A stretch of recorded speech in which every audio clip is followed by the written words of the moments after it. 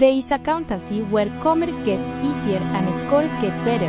Hello students, welcome two days accountancy. My name is Rohit और आज से हम लोग क्लास 12th इकोनॉमिक्स की second book Indian economic development start करने जा रहे हैं। आज हम उसका पहला चैप्टर स्टार्ट करेंगे, राइट? तो आइए स्टूडेंट स्टार्ट करते हैं। स्टूडेंट, हमारे पहले चैप्टर का जो नाम है वो है Indian economy on the eve of independence. हम इसके बारे में इंट्रोडक्शन पढ़ेंगे, एग्रीकल्चर सेक्टर पढ़ेंगे, राइट? हम low level of economic development पढ़ेंगे, इंडस्ट्रियल सेक्टर पढ़ेंगे, डेमोग्राफिक ऑक्यूपेशनल स्ट्रक्चर पढ़ेंगे, फॉरेन ट्रेड के बारे में पढ़ेंगे, राइट? तो आइए स्टूडेंट स्टार्ट करते हैं। बड़ा ही इंटरेस्टिंग टॉपिक है। इस चैप्टर के अंदर हमें पढ़ना क्या है? ये हमारा चैप्टर 1 है, राइट? चैप्टर 1 के अंदर हम ये पढ़ेंगे कि इंडिया की इकोनॉमी, जब इंडिया आज़ाद हुआ तो उसकी इकोनॉमी की क्या हालत थी, राइट? कॉलोनियल रूल, एग्रीकल्चर कैसा था, इंडस्ट्री कैसी थी, ट्रेड, डेमोग्राफी कैसी थी और इंडिया का इंफ्रास्ट्रक्चर कैसा था, राइट? चैप्टर नंबर 2 में हम चैप्टर नंबर 2 के बारे में बाद में बात करेंगे, राइट? और इसके क्वेश्चन टाइप्स आगे देखेंगे, राइट स्टूडेंट? तो आगे फर्दर मूव करते हैं। तो स्टूडेंट, सबसे पहले इंट्रोडक्शन पार्ट देख लेते हैं एक बार। जो मेन ऑब्जेक्टिव है इस बुक का वो स्टूडेंट्स को फेमिलराइज कराना है कि जब इंडियन इकोनॉमी ने किस तरीके से आज़ादी के बाद डेवलपमेंट करी, राइट? यानी the foundation of British empire in India was laid by the battle of Plassey in 1757। यानी ब्रिटिश एम्पायर कब इंडिया के अंदर स्टैब्लिश का माना जाता है कि कब स्टैब्लिश हुआ? After the battle of Plassey, जो 1757 में होती है, right? The main purpose British rule was to use the Indian economy. Basically British rule का मेन पर्पस यही था कि इंडियन इकोनॉमी को एज ए फीडर इकोनॉमी के तौर पर यूज करना था, यानी यहाँ से रॉ मटेरियल लेकर जाना था और ब्रिटेन की इकोनॉमी को डेवलप करना था। बेसिकली इंडिया के नेचुरल और ह्यूमन रिसोर्सेज को एक्सप्लॉयट करके ब्रिटेन को आगे लेकर जाना था, right student? After 200 years of British rule India gain independence. अब 200 साल अंग्रेज हम पर राज करते हैं और हमको आज़ादी मिलती है 15 अगस्त 1947 को, राइट स्टूडेंट? अब हम आगे फर्दर मूव करते हैं। प्री ब्रिटिश इंडियन इकोनॉमी, यानी ब्रिटिशर्स के आने से पहले इंडियन इकोनॉमी कैसी थी, राइट? इंडियन इकोनॉमी को हम लोग प्रॉस्परस इकोनॉमी बोल सकते हैं। India was an independent, self reliant and prosperous economy before British rule.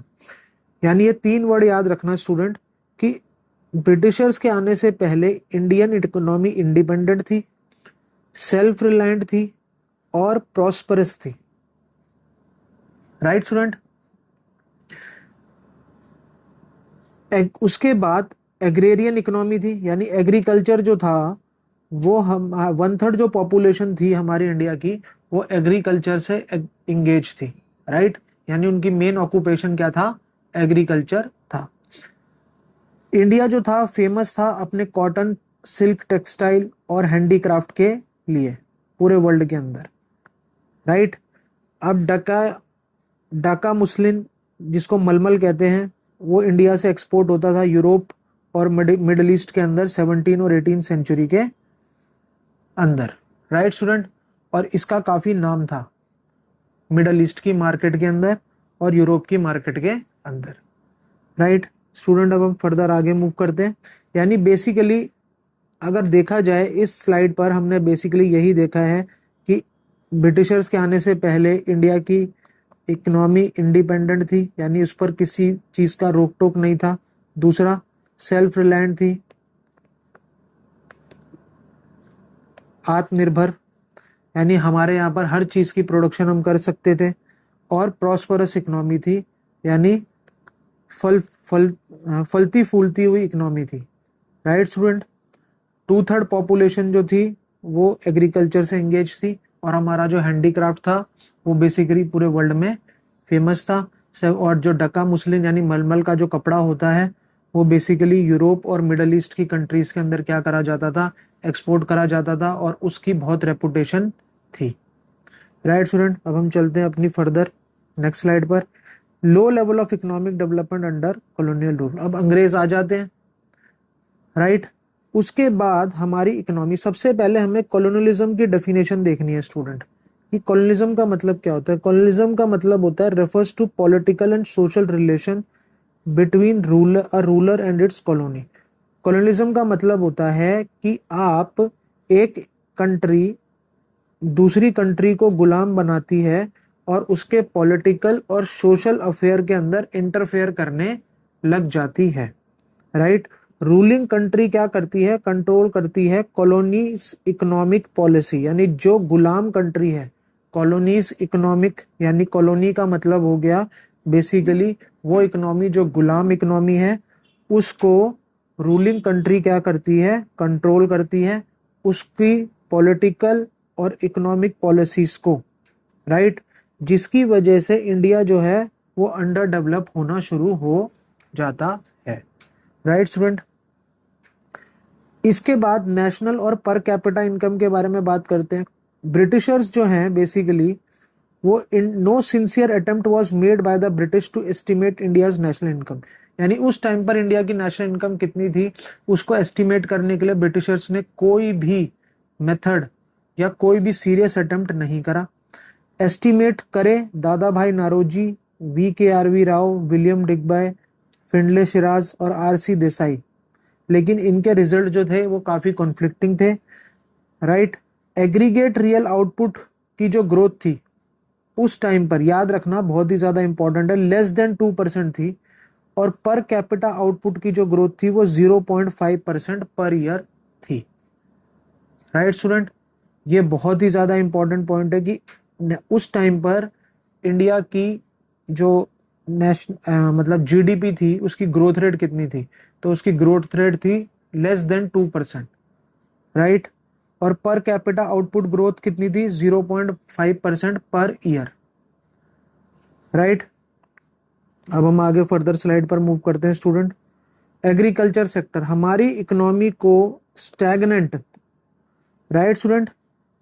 Agriculture sector हमारा स्टैग्नेंट था, यानी जिस स्टैग्नेंट का मतलब होता है जिसकी ग्रोथ रुक गई हो, जिसकी ग्रोथ रुक गई हो, रुक गई हो। नियरली 85% इंडिया की जो पॉपुलेशन थी वो विलेजेस के अंदर रहती थी, राइट। और वो सब एग्रीकल्चर पर डिपेंड करते थे, लेकिन फिर भी वो सेल्फ सफिशिएंट फूड जो था की प्रोडक्शन नहीं कर पा रहे थे और रॉ मटेरियल की प्रोडक्शन नहीं कर पा रहे थे, राइट। जो ब्रिटिशर्स थे वो लैंड सेटलमेंट सिस्टम वो लेकर आते थे नए नए, राइट। जमींदारी सिस्टम को इन्होंने इंट्रोड्यूस करा 1793 में, राइट। जमींदार जो थे वो कलेक्ट करते थे लगान फार्मर्स से। सेकेंड पॉइंट, कमर्शलाइजेशन, इन्होंने हमारी एग्रीकल्चर को फूड क्रॉप से कैश क्रॉप की तरफ शिफ्ट करा। इन्होंने हमारे को उस चीज की प्रोडक्शन करने को बोला गया जो प्रोडक्ट मार्केट में बिकता है, राइट स्टूडेंट।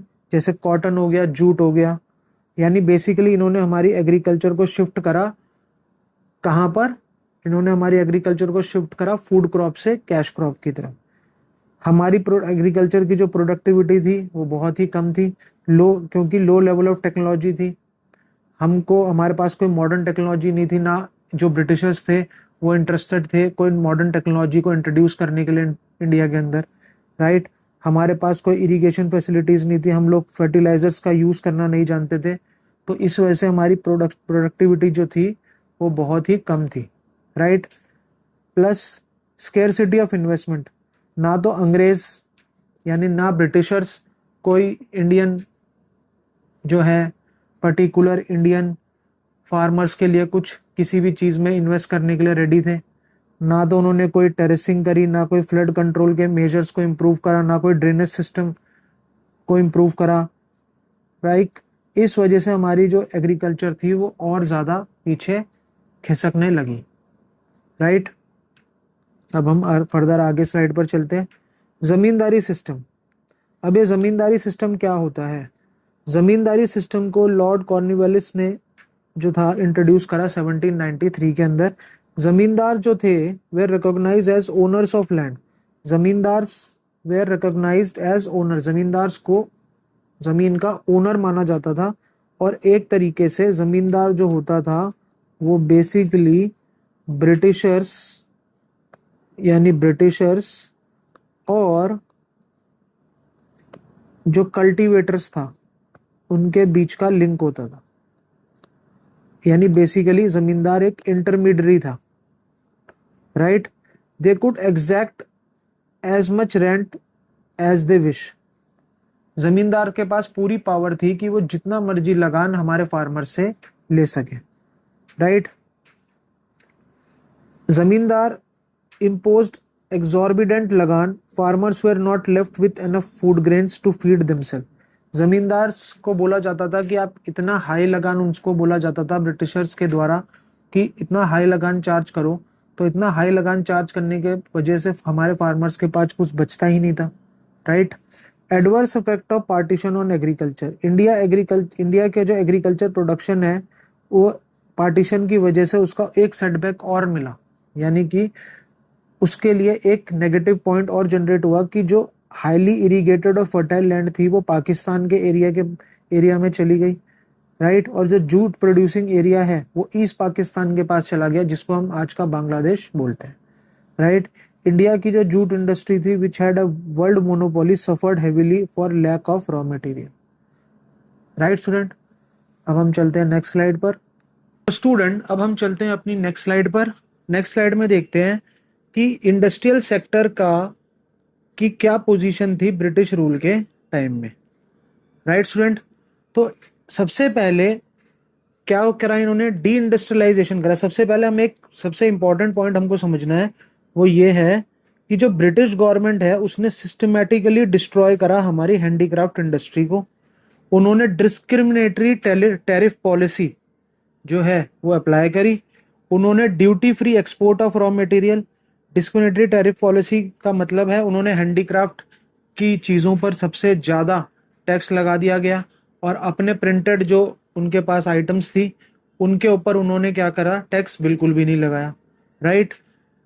एक ड्यूटी फ्री एक्सपोर्ट, यहाँ से एक्सपोर्ट कर लेते थे रॉ मटेरियल बिना टैक्स दिए, और वहाँ से अपना फिनिश गुड बनाकर लाते थे और यहाँ लाकर मार्केट में बेचते थे बिना कोई इम्पोर्ट ड्यूटी दिए, राइट स्टूडेंट।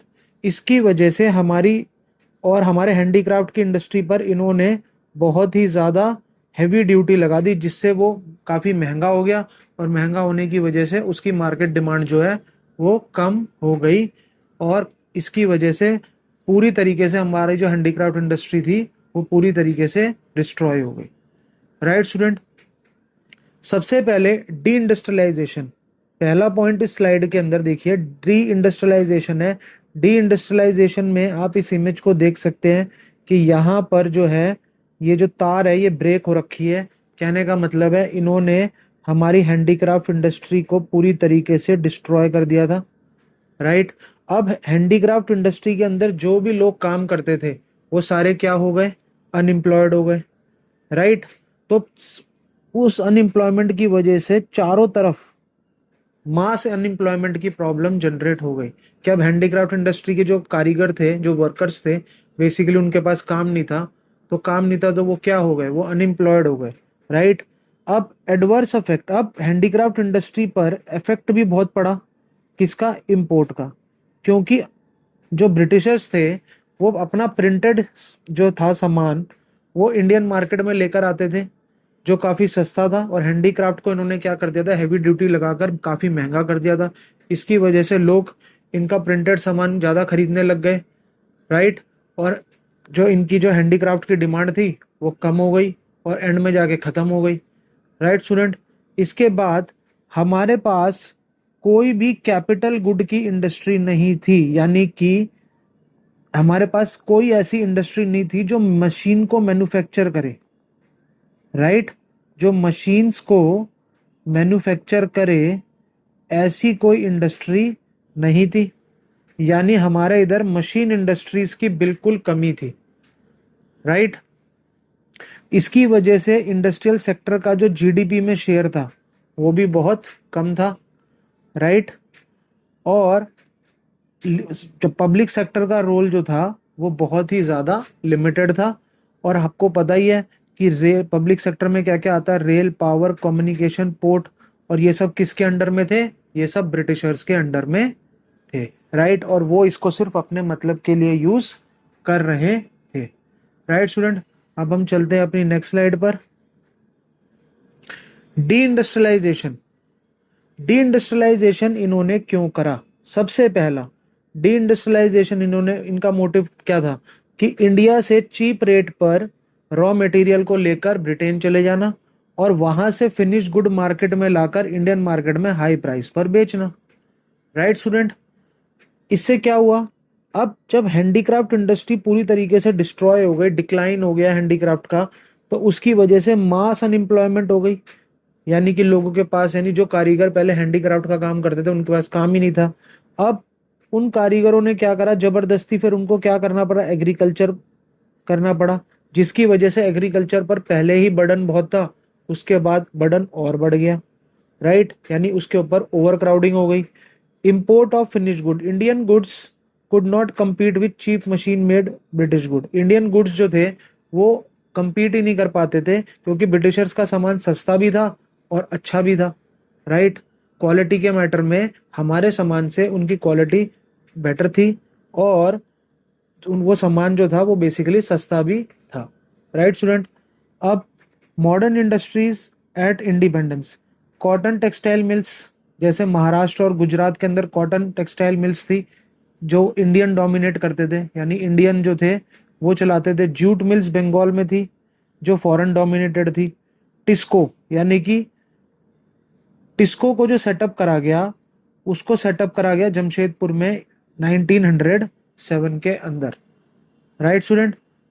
उसके बाद वर्ल्ड वॉर 2 के बाद शुगर, सीमेंट, पेपर इंडस्ट्रीज भी क्या हो गई, हमारे इधर स्टैब्लिश हो गई, राइट स्टूडेंट। तो अब हम चलते हैं अपनी नेक्स्ट स्लाइड पर। Foreign trade under colonial rule, right. तो फॉरेन ट्रेड की क्या सिचुएशन थी, सी ये आप मैप देख ही सकते हैं, राइट। पहले लंदन से इंडिया आने में 12,300 माइल्स का जो था डिस्टेंस कवर करना पड़ता था, बट स्विस कैनल के ओपन होने से क्या हुआ, ये डिस्टेंस जो था वो सिर्फ 7,200 माइल्स ही रह गया, राइट। तो डिस्टेंस काफ़ी कम हो गया। डिस्टेंस कम होने की वजह से जो ट्रेड था वो ज़्यादा हो गया, right student. Foreign trade under colonial rule, तो इन्होंने हमें फिनिश गुड, रॉ मटेरियल का एक्सपोर्टर बना दिया था और फिनिश गुड का इंपोर्टर बना दिया था। ये कहना गलत बात नहीं है, राइट स्टूडेंट। इंडिया एक्सपोर्ट करता था रॉ सिल्क, कॉटन, वूल, शुगर, इंडिगो, जूट, और वहाँ से इंपोर्ट करता था finish goods, consumer goods, capital goods, British industries, right student. यानी कि हमें रॉ मटेरियल का एक्सपोर्टर बना दिया गया था और फिनिश गुड का इंपोर्टर बना दिया गया था, राइट। उसके बाद ब्रिटिशर्स, आधे से ज़्यादा ट्रेड हमारा ब्रिटिशर्स के साथ होता था during the time of independence, right. उसके बाद जो बचता था वो बाकी चाइना, सिलोन यानी आज का श्रीलंका, और पर्शिया उस टाइम का यानी कि आज का ईरान।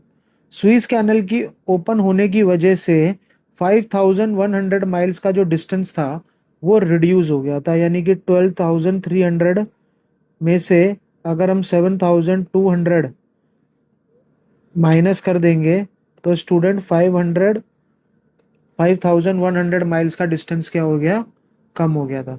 प्लस ब्रिटिशर्स जो थे, एक्सपोर्ट सरप्लस वाज यूज्ड। अब ब्रिटिशर्स के पास जो भी पैसा आता था उस पैसे से वो लोग अपने कॉलोनियल ऑफिस चलाते थे, यहाँ पर वॉर के एक्सपेंसेस को हैंडल करते थे, और इंडिया की डेवलपमेंट में कोई भी पैसा खर्च नहीं करते थे, राइट। यानी कि सब कुछ पैसा जो इन्होंने अर्न करा वो हमारी इंडियन मार्केट से ही अर्न करा, और वो सिर्फ सब ब्रिटिश एडमिनिस्ट्रेशन को सेटअप करने और उसको चलाने में ही लगाते थे, राइट स्टूडेंट। अब हम चलते हैं अपनी नेक्स्ट स्लाइड पर। अब आप देख सकते हैं demographic condition during colonial rule. Birth rate आप देख सकते हैं, बर्थ रेट उस टाइम पर एक्सट्रीमली हाई थी, बर्थ रेट पर thousand extremely high during British rule, right. Birth rate भी बहुत हाई थी और डेथ रेट भी बहुत हाई थी, राइट। लिटरेसी रेट बहुत ही कम थी, जिसमें फीमेल लिटरेसी रेट वो 7% के बराबर थी, यानी नेग्लिजिबल आप इसको मान सकते हैं। इन्फेंट मोर्टेलिटी रेट भी बहुत अलार्मिंग था, यानी 1 साल से कम उम्र के बच्चों की मरने की जो नंबर्स हैं वो भी बहुत ज़्यादा थे, राइट। लाइफ एक्सपेक्टेंसी उस टाइम पर 32 ईयर्स थी, आज कितनी है 69 year. In the year 1921 is called the year of great divide, यानी 1921 को ईयर ऑफ ग्रेट डिवाइड कहते हैं। From this year India's population never declined and recorded a consistent rise, यानी 1921 से पहले अगर हम देखें तो birth rate high birth rate और हाई डेथ रेट था, लेकिन 1920 के बाद हाई बर्थ रेट हो गया, हाई बर्थ रेट और डेथ रेट जो हो गया वो रिड्यूस हो गया, राइट स्टूडेंट। तो इसी वजह से 1921 को हम लोग ईयर ऑफ ग्रेट डिवाइड बोलते हैं, राइट। अब हम चलते हैं अपने नेक्स्ट स्लाइड पर। अब उसी चीज को ये एक्सप्लेन करा गया है कि 1921 से पहले स्टेज 1 थी, India was the first stage of demographic transition, जहां पर बर्थ रेट और डेथ रेट दोनों ही हाई थे, राइट। डेथ रेट फ्लक्चुएट करती थी year two year, right. Stage 2 में क्या देखा गया कि डेथ रेट कम हो गई, सेकेंड स्टेज कहते हैं जिसको, राइट। यानी 1921 के बाद देखा गया कि डेथ रेट कम हो गई और बर्थ रेट क्या हो गई, ज़्यादा हो गई। इसी वजह से 1921 को ईयर ऑफ ग्रेट डिवाइड बोला जाता है, right. The first official census कब कंडक्ट करा गया था? ऑफिशियल सेंसस का मतलब होता है जनगणना, वो 1881 में कंडक्ट करी गई थी। 1881 से ये हर 10 साल में कैरी फॉरवर्ड करी जाती थी, राइट। यानी हर 10 साल में इसको क्या करा जाता था, अपडेट करा जाता था, राइट। स्टूडेंट्स अब हम आगे चलते हैं, ऑक्यूपेशनल स्ट्रक्चर के बारे में बात कर लेते हैं। वो तो हम पढ़ते ही आ रहे हैं कि ज़्यादातर लोग जो थे सबसे ज़्यादा प्राइमरी सेक्टर में ही काम करते थे, यानी कि 70 से 75%। मैन्युफैक्चरिंग सेक्टर इतना डेवलप नहीं था, उसमें 10%, और सर्विस सेक्टर में 15 से 20%, राइट। क्योंकि इंडिया में ज़्यादातर जो लोग थे वो बेसिकली गाँव के अंदर रहते थे, और गाँव में वो बेसिकली क्या करते थे, एग्रीकल्चर का काम करते थे। तो agriculture dominated the largest share of workforce during colonial rule, यानी कॉलोनियल रूल के टाइम पर ज़्यादातर लोग एग्रीकल्चर करते थे, उसके बाद सर्विस में थे, और बिल्कुल सबसे कम जो थे वो मैन्युफैक्चरिंग सेक्टर में थे, राइट। जो हमने पीछे भी देखा था कि हमारी इंडस्ट्री इतनी डेवलप ही नहीं थी, तो डेवलप ही नहीं थी तो वो फिर कैसे काम दे पाएगी, पॉपुलेशन को कैसे एब्जॉर्ब कर पाएगी उस सेक्टर के अंदर, राइट स्टूडेंट। अब रीजनल वेरिएशंस देख सकते हैं कि तमिलनाडु, आंध्र प्रदेश, केरला, कर्नाटका, महाराष्ट्र, वेस्ट बंगाल के अंदर ये देखा गया कि लोग एग्रीकल्चर छोड़कर दूसरा काम कर रहे हैं, लेकिन उड़ीसा, राजस्थान, पंजाब में ये देखा गया कि लोग जो है वो एग्रीकल्चर में ज़्यादा काम कर रहे हैं। यानी दोनों यानी इन सब अलग अलग स्टेट्स को अगर डिवाइड कर दें तो कुछ स्टेट में आप देखोगे कि एग्रीकल्चर में ज़्यादा लोग काम कर रहे हैं और कुछ में एग्रीकल्चर में कम काम कर रहे हैं, राइट स्टूडेंट। अब हम चलते हैं अपनी नेक्स्ट स्लाइड पर, इंफ्रास्ट्रक्चर की बात करते हैं अब ब्रिटिश रूल के टाइम पर। तो आप देख ही सकते हैं रोड्स, इन्होंने प्राइमरी रोड्स बनाए, राइट। यानी कि रोड इन्होंने बनाए बट सिर्फ अपनी आर्मी को मोबिलाइज करने के लिए, यानी कि एक जगह से दूसरी जगह शिफ्ट करने के लिए, रॉ मटेरियल को एक जगह से दूसरी जगह शिफ्ट करने के लिए, यानी पब्लिक वेलफेयर के लिए रोड नहीं थे ये सब। और ये ना इन्होंने ऑल वेदर रोड बनाए थे, राइट स्टूडेंट। गाँव के अंदर इन्होंने ऑल वेदर रोड नहीं बनाए, सिर्फ इन्होंने जो रोड बनाए वो सिर्फ अपने रॉ मटेरियल और अपनी आर्मी को एक जगह से दूसरी जगह शिफ्ट करने के लिए बनाए। दूसरा स्टेप मोस्ट इंपॉर्टेंट, ब्रिटिशर्स ने इंडिया के अंदर रेलवे को इंट्रोड्यूस करा। लॉन्ग डिस्टेंस ट्रैवल जो था वो काफ़ी आसान हो गया, जोग्राफिकल बैरियर्स खत्म हो गए, but also enhance commercialisation of agriculture, लेकिन इसकी वजह से एग्रीकल्चर का कमर्शलाइजेशन हो गया। पहली जो ट्रेन थी वो बॉम्बे से थाने तक चली थी, 34 किलोमीटर ऑन 16 अप्रैल, यानी कि 16 अप्रैल 1853 में, राइट स्टूडेंट। अब आते हैं वाटर और air transport. Development was far from satisfactory, यानी कि डेवलपमेंट जो था वो सिर्फ छोटा मोटा ही डेवलपमेंट था, वो कोई ज़्यादा सेटिस्फाइड बिल्कुल की बहुत ही अच्छा डेवलपमेंट इन्होंने करा हो, ऐसा कुछ इन्होंने नहीं करा था। Inland waterways proved uneconomical, right, और इनलैंड वाटरवेज जो थे वो अनइकोनॉमिकल थे। इलेक्ट्रिक टेलीग्राफ को इन्होंने इंट्रोड्यूस करा था, वो भी सिर्फ अपने मतलब के लिए कि लॉ एंड ऑर्डर को मेंटेन करने के लिए। और पोस्टल सर्विस जो थी वो इनएडिक्वेट थी despite serving public purposes, right student. अब हम चलते हैं अपने अगले सेक्शन पर, अगली स्लाइड पर। Reason behind British infrastructure development. अब ब्रिटिशर्स ने ये जो चीजें बनाई ये सब अपने मतलब के लिए बनाए। रोड उन्होंने बनाए, ऑब्वियस सी बात है कि रोड उन्होंने अगर बनाए हैं तो रोड उन्होंने बनाए भी किस लिए थे, अपने मतलब के लिए बनाए थे, अपनी आर्मी और अपने रॉ मटेरियल, मतलब इंग्लैंड से रॉ, इधर इंडिया से रॉ मटेरियल लेकर इंग्लैंड तक ले जाने के लिए, राइट। यानी कि इंग्लैंड से मतलब build to mobilise the army within India, यानी कि अपनी आर्मी को एक जगह से दूसरी जगह मूव करने के लिए और रॉ मटेरियल को एक जगह से दूसरी जगह मूव करने के लिए, राइट। रॉ मटेरियल को रेलवे स्टेशन से तक ले जाने के लिए, रेलवे स्टेशन से फिर वो पोर्ट पर उतरता था, पोर्ट से वो जहाज पर लदकर रॉ मटेरियल इंग्लैंड चला जाता था, राइट स्टूडेंट। फिर आता है रेलवे। इफेक्टिव कंट्रोल था रेलवे पर, प्रॉफिट भी हुआ मेजर पोर्ट से क्योंकि सारे रेलवेज जो थे वो कनेक्टेड थे। Make profitable investment for British funds in India, यानी कि रेलवे को जब इन्होंने इंट्रोड्यूस करा तो बेसिकली अंग्रेजों के लिए ये एक प्रॉफिटेबल इन्वेस्टमेंट भी थी। इलेक्ट्रिक टेलीग्राफ को इन्होंने इंट्रोड्यूस करा लेकिन ये हाई कॉस्ट थी बहुत, और सिर्फ अपने मतलब के लिए करा था कि लॉ एंड ऑर्डर को मेंटेन करने के लिए, राइट स्टूडेंट। अब हम आगे फर्दर मूव करते हैं नेक्स्ट स्लाइड पर। पॉजिटिव कंट्रीब्यूशन कैसे कह सकते हैं ब्रिटिश रूल का, तो पॉजिटिव कंट्रीब्यूशन में आप यही कह सकते हो कि हमारी कैश क्रॉप को फूड क्रॉप को कैश क्रॉप की तरफ शिफ्ट करा था इन्होंने, राइट स्टूडेंट।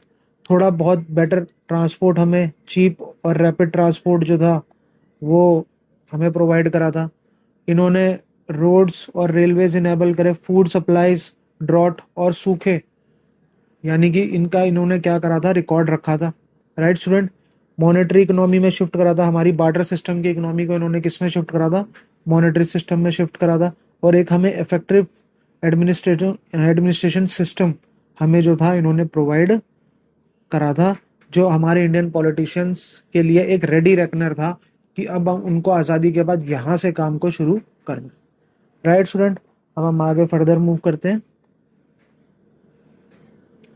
तो अब एक ये क्वेश्चन है, इसको आप क्वेश्चन की तरह ले सकते हैं कि state of Indian economy on the eve of independence, यानी इंडिया की इकोनॉमी का इंडिपेंडेंस के टाइम पर क्या सिचुएशन थी। कॉलोनियल इकोनॉमी थी, यानी हम लोग गुलाम थे अंग्रेजों के। और कॉलोनियल का मतलब क्या होता है कि जो ब्रिटिशर्स थे वो बेसिकली हमारी पॉलिटिकल और सोशल रिलेशन में क्या करने लग गए थे, इंटरफेयर करने लग गए थे। सेमी फ्यूडल इकोनॉमी थी, राइट, जमींदारी सिस्टम इंट्रोड्यूस करा था। स्टैगनेंट इकोनॉमी थी क्योंकि इकोनॉमी में जो ग्रोथ थी वो लेस देन 2% की थी। बैकवर्ड इकोनॉमी थी क्योंकि हमारे पास कोई न्यू टेक्नोलॉजी नहीं थी, राइट, हम लोग पुराने तरीकों से खेती करते थे। डिप्लीटेड इकोनॉमी थी, राइट, फिजिकल एसेट्स को रिप्लेस ही नहीं करा गया वर्ल्ड वॉर 2 के बाद, उसका ओवर यूज करा गया। और एम्प्यूटेड इकोनॉमी थी क्योंकि जब हमारा डिवीजन हुआ इंडिया और पाकिस्तान का तो बेसिकली पार्टीशन के टाइम पर जो जूट और कॉटन वाले जो मेजर प्रोड्यूसिंग एरियाज थे वो पाकिस्तान और बांग्लादेश की तरफ शिफ्ट हो गए, राइट स्टूडेंट। अब हम चलते हैं आगे फर्दर। ब्रिटिश रूल, यानी ब्रिटिशर्स ने सिस्टमैटिक एक्सप्लॉयटेशन करा, उसकी एक समरी है ये, राइट स्टूडेंट, कि हम एग्रीकल्चरल बैकवर्डनेस थी। India remained agriculture through out British period. Commercialisation served British interest, यानी जो इन्होंने हमारी जो एग्रीकल्चर थी उसको फूड क्रॉप से कैश क्रॉप की तरफ शिफ्ट करा, लेकिन उस कैश क्रॉप का जो बेनिफिट था वो हमको नहीं मिला, वो ब्रिटिशर्स ने अपने इंटरेस्ट के लिए काम करा। हमारी पूरी इंडस्ट्री को इन्होंने, जो हैंडीक्राफ्ट इंडस्ट्री को उन्होंने पूरी तरीके से इसको क्या कर दिया, खत्म कर दिया। मार्केट पे पूरा अपना कंट्रोल कर लिया, यानी कि डिस्क्रिमिनेटरी टैरिफ पॉलिसी, आप इसका एग्जांपल ले सकते हैं। प्राइमरी प्रोड्यूसिंग कंट्री, राइट, हमें एक्सपोर्टर ऑफ रॉ मटेरियल बना दिया और फिनिश गुड का क्या बना दिया, इंपोर्टर बना दिया। और हमारी इकोनॉमी को एक्सप्लॉयट करके जो भी यहाँ की जो वेल्थ थी वो सब ब्रिटेन लेकर चले गए। और इस वजह से हमारे इंडिया में जो पॉवर्टी और जो स्टैग्नेंट इकोनॉमी जिसको हम कह रहे हैं वो हमारी इकोनॉमी बनकर रह गई, राइट स्टूडेंट, अब हम आगे फर्दर मूव करते हैं। अब कुछ इंपॉर्टेंट डेट्स हैं। 1757 के अंदर क्या हुआ? बैटल ऑफ प्लासे हुआ, और यहीं से ब्रिटिशर्स ने इंडिया को कंट्रोल करना शुरू कर दिया। राइट। फिर 1793 में इन्होंने ज़मींदारी सिस्टम को इंट्रोड्यूस करा। किसने करा वो याद रखना है आपको। 1850 में introduction of railway in India, railway को इंट्रोड्यूस करा गया। 1853 में पहली रेल बॉम्बे टू थाने चली 34 किलोमीटर में का डिस्टेंस में। 1869 के अंदर स्विस कैनल को ओपनिंग करी जाती है। 1881 में फर्स्ट ऑफिशियल सेंसस होता है। 1907 में टिस्को को सेटअप करा जाता है जमशेदपुर के अंदर। 1921 को ईयर ऑफ ग्रेट डिवाइड बोला जाता है, और 1947 को इंडियाज इंडिपेंडेंस बोला जाता है। राइट स्टूडेंट, अब हम आगे फर्दर मूव करते हैं। कुछ क्वेश्चंस देख लेते हैं स्टूडेंट, ताकि आपको ज़्यादा अच्छे से बेटर आइडिया लग जाए इस चैप्टर में कि आपको क्या समझाने की कोशिश करी जा रही है। Was India's economy poor before colonial rule? क्या इंडिया की इकोनॉमी कॉलोनियल रूल से पहले पुअर थी? नहीं थी, क्योंकि 3 वर्ड मैंने आपको बताए थे, इंडिपेंडेंट, सेल्फ रिलायंट और prosperous. Right, ISP। Right student, तो ये अपने आप में हमारी इकोनॉमी कोई पुअर नहीं थी। दूसरा, was there a drain of wealth? Yes, export surplus was use to pay colonial office expenses. Right student, यानी जो भी प्रॉफिट होता था, जो ब्रिटिशर्स थे बेसिकली वो अपने इंडिया के अंदर जो एडमिनिस्ट्रेशन सिस्टम था और जो एडमिनिस्ट्रेशन सिस्टम के खर्चे थे उनको पूरा करने में ही वो, और अपने वॉर को खर्चों को पूरा करने में ही उस वेल्थ को वो क्या कर रहे थे, यूज कर रहे थे। पार्टीशन से इफेक्ट हुआ इंडिया का एग्रीकल्चर? ऑब्वियस, हमारी बात हुई है कि जूट और कॉटन के कई एरियाज जो थे वो पाकिस्तान और बांग्लादेश की तरफ शिफ्ट हो गए थे, जिसकी वजह से कई बहुत अच्छा जो ज़मीन का लैंड था जहाँ से हमारे को अच्छा कॉटन और अच्छा जूट मिल रहा था, वो दूसरे जो है कंट्री में चला गया था। Right. How was demand for handicraft destroyed? इन्होंने क्या करा था? इफेक्टिव डिस्क्रिमिनेटरी टैरिफ पॉलिसी अपनाई थी। हमारे जो हैंडीक्राफ्ट पर जो था इन्होंने हैवी ड्यूटी लगा दी थी, और अपने जो था ब्रिटिश गुड्स जो था जो उसका ड्यूटी फ्री इंपोर्ट कर रहे थे इंडिया के अंदर। राइट स्टूडेंट, तो ये हो गया है क्वेश्चन। की ऑब्जेक्टिव, जमींदार का मेन इंटरेस्ट क्या होता था? जमींदार का मेन इंटरेस्ट होता था लगान कलेक्ट करने का। Mean production of crops for sale rather than self consumption. Right, यानी इन्होंने हमको बोला था कि भैया फूड क्रॉप से कैश क्रॉप की तरफ शिफ्ट होना है, यानी कि आपको वो चीज़ उगानी है जिसकी डिमांड मार्केट के अंदर है। राइट, तो उसी को कहते हैं commercialisation of agriculture. More than half of India's foreign trade was restricted to Britain, यानी आज़ादी के टाइम पर आधे से ज़्यादा ट्रेड इंडिया का ब्रिटेन के साथ ही होता था। हमको रॉ मटेरियल का यानी प्राइमरी प्रोडक्ट्स यानी कि रॉ मटेरियल का एक्सपोर्टर बना दिया था, और फिनिश गुड का इंपोर्टर बना दिया था। 1921 को ईयर ऑफ ग्रेट डिवाइड बोला जाता है। फर्स्ट ऑफिशियल सेंसस कब क्रिएट करा गया? 1881 में करा गया। स्विस कैनल की वजह से आपको याद रखना है 5100 माइल का डिस्टेंस जो था वो क्या रह गया था? खत्म हो गया था, कम हो गया था। इस वजह से जो ट्रेड करना था ब्रिटेन को इंडिया के साथ वो और ज़्यादा आसान हो गया था। राइट स्टूडेंट्स, अब ये 3 क्वेश्चन हम देख लेते हैं लास्ट के, इससे भी आपको बहुत अच्छा आइडिया लगेगा। राइट, पहला है असर्शन रीजन है स्टूडेंट्स, तो जरा ध्यान से देखेंगे। India became exporter of primary product and importer of finish good, ये असर्शन है। रीजन है restrictive colonial policies adversely affected structure, composition and volume of India's foreign trade. Right student, तो सीधी सी बात है, ये असर्शन बिल्कुल both true are correct explanation of A. Right student, क्योंकि इंडिया को प्राइमरी प्रोडक्ट का एक्सपोर्टर और फिनिश गुड का इंपोर्टर बना दिया गया था। वो इस वजह से बना दिया गया था क्योंकि रिस्ट्रिक्टिव कॉलोनियल पॉलिसीज अपना रहे थे।